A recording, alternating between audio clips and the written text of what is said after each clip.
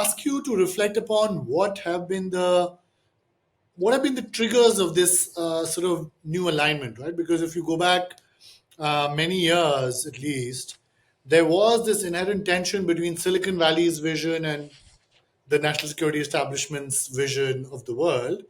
Um, there were those famous Google protests against Project Maven, etc. But now there's much more Yeah. alignment, as you've mentioned, at least at the strategic vision level. What have been the key triggers, maybe other than Ukraine, the Ukraine war? What have been key triggers that have really led to this alignment? Yeah, well, let's go back to Ash Carter's vision. The military is going to need more commercial tech. The military can't be successful if we just focus on large defense platforms. So we need the unmanned systems, we need the AI software, et cetera.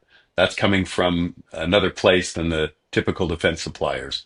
How do we encourage that working together? That was Ash Carter's vision, that it would come together, and it has.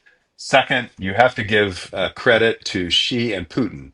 The world is a much more dangerous place.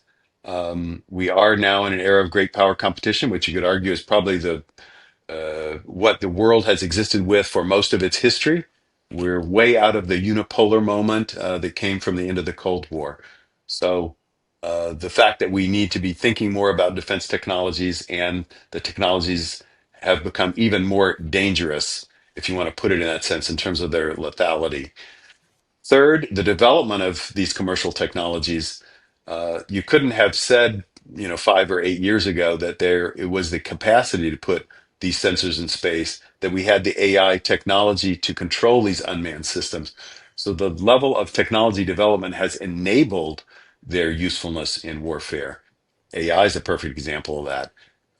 Letting machines do some of the, work of understanding the satellite imagery, what Project Maven has done to understand what's happening with those pixels, rather than having analysts sit for hours analyzing those pictures, Yeah. um, to be able to do targeting automatically. So these technology developments have also happened in the last decade, have been a key part of that. And then let's add the venture capital, the money that's flowed to support new entrepreneurs, new ideas in these technologies. I can't tell you, and you're probably the same as me, the number of companies we're seeing that are bringing fascinating new technologies to bear that will have military applications.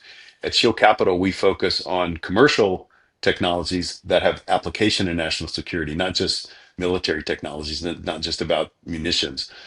And those worlds have increasing relevance for each other.